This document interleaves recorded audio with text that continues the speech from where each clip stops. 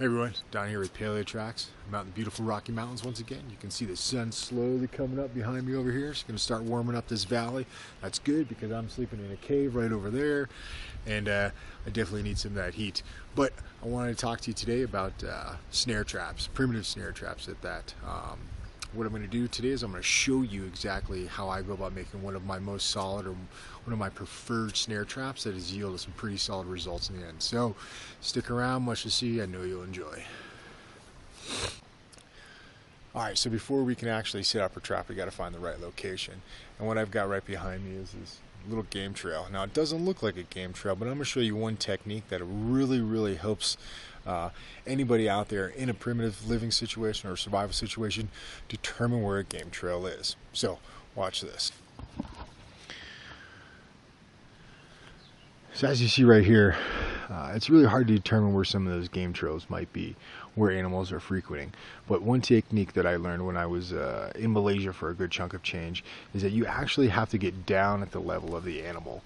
What do I mean by that is, up top where we're at right now, it's hard to determine exactly where that game trail is.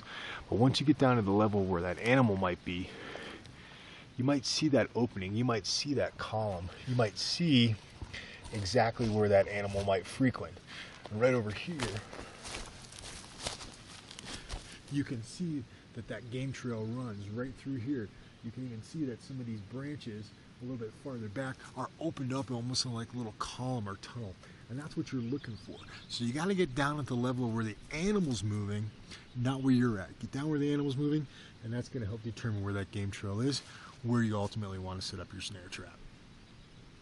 Alright, so we just found our game trail, and we've kind of identified a general location of where our trap is going to be set up. The one thing we must remember is that we never want to build our trap at our trap site. What does that mean, right? It means if I have to weave any quarters, if I have to make any specific pieces to that trap set, I want to do it away from the trap location. The last thing I want to do is get my scent, my odor all around that trap area, potentially alarming or scaring some sort of animal away from my trap. I'm looking to catch a meal, so I need to increase my odds and do as very little as possible on that trap location and do everything else away from that trap location. The only time I go there is when I'm going to finalize my trap, put it all together, put it into action, and then walk away. So remember that. Stay off that X, stay off that trap location as much as possible. Alright, so now we got to build this guy. We're doing it away from our objective. So you might be wondering what this thing is around my waist. What this actually is just a scarf. It allows me to carry some of my materials that I'm going to use with me. It's a great way of just transporting the stuff you might need without having to carry any sort of primitive pack or anything along those lines. You just kind of wrap it up in this little guy right here and then tie it around your waist. What I have in mind right now is I have a small tinder bundle, I have some cordage, and I have a little pouch with some blades inside. So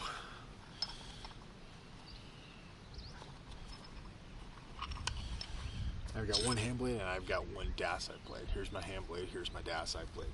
And there's a couple pieces to this trap. I don't really have a technical name for it. Some people call it a bird snare, some people call it a ground snare. I just call it the meal getter, so to speak. So what I'm looking for is a flexible young branch that I can bend in a U, and then I'm looking for one toggle and one trigger stick, and that's it. So stay with me, I'm going to go grab those, and we'll be right back. Alright, I got my three pieces. I got my one flexible stick that I'm going to make into a U in the ground. I've got one trigger stick, and then I have one toggle. Basically, how I want my trigger stick and my toggle to line up is this is kind of at a little bit of a point, and that's a little bit of a flat side. I just want it to rest just like this, so remember this.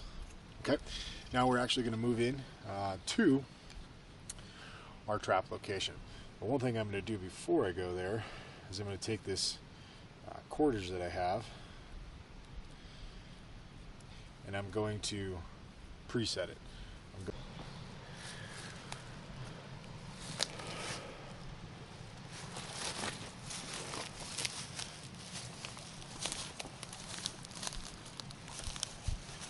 right now I'm at the trap location.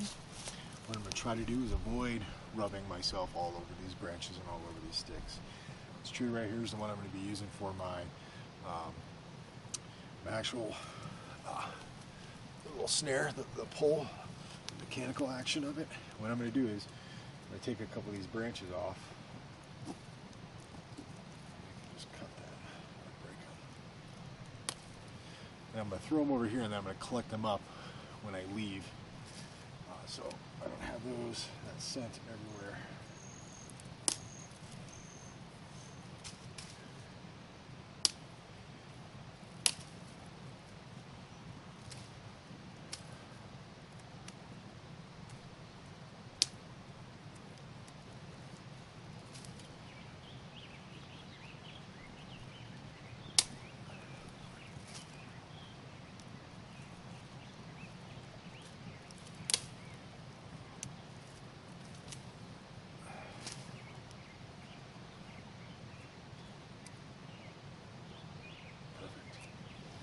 Now what I'm going to do, I'm going to take in my view stake and I'm going to put it right in the ground.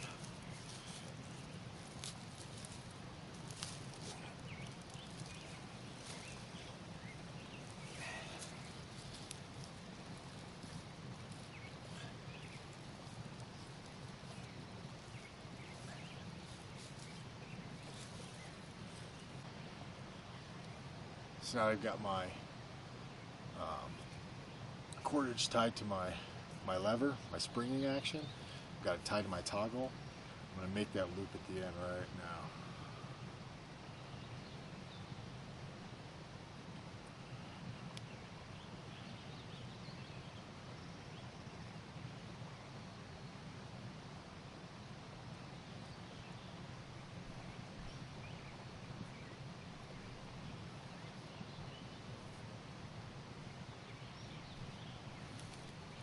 Now I've got my loop, my toggle, my trigger. Now I just need to set my actual trigger in place.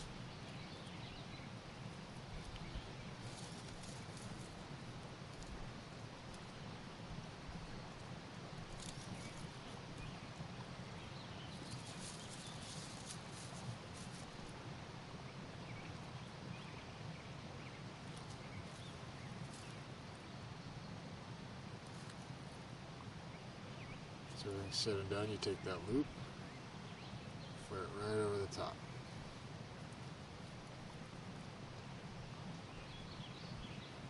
Just like such. And you back away. So what we have here is a basic setup.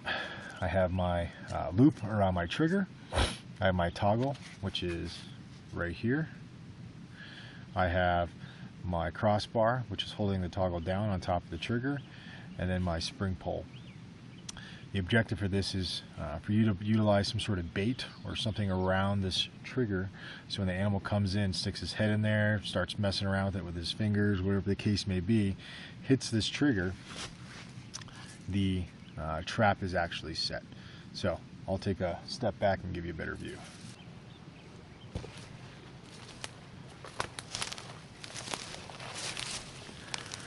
Alright, again, that's the trigger.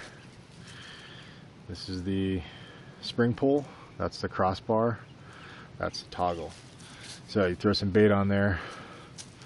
Critter comes in and around, starts sniffing around. You don't have to barely even touch this thing. And you're going to wind up catching. What you're really doing is you're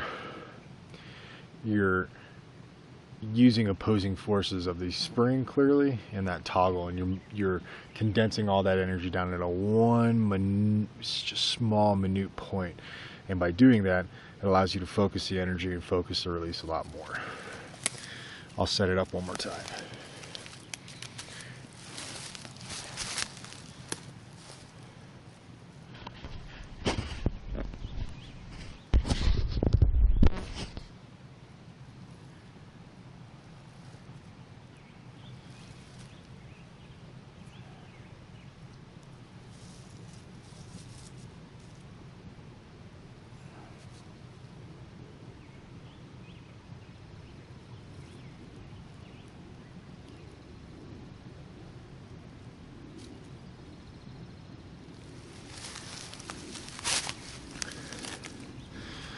So with this chair and with this specific loop, you know, it doesn't matter if you noose it around the neck, if you get a body snatch, whatever. Once this thing gets triggered and it's springing in the air, if you're close by, you can come by and, you know, club it, finish it off, do whatever you need to do. But strap is very effective. I'll show you one more time. All right, let's do this one more time. Animal comes down the trail, comes over, starts sniffing around the bait, pulling out the bait, and up he goes. Dinner served. Set it up one more time. Flare out your loop.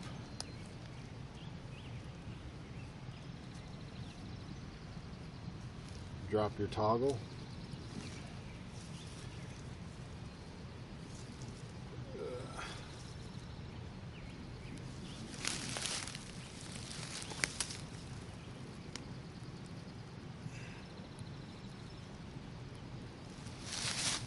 Load it.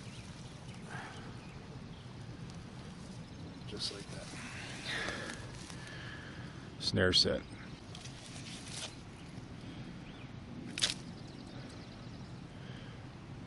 Can't beat it. Everyone, I hope you enjoyed that. Just a quick down and dirty on how to make a pretty simple primitive trap.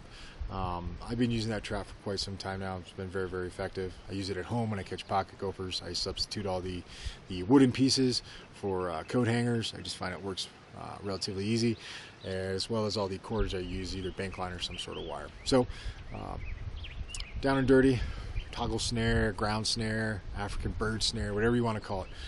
It's a way, not necessarily the way, but make it your way. Thanks for tuning in. I hope you enjoyed, and we'll see you around.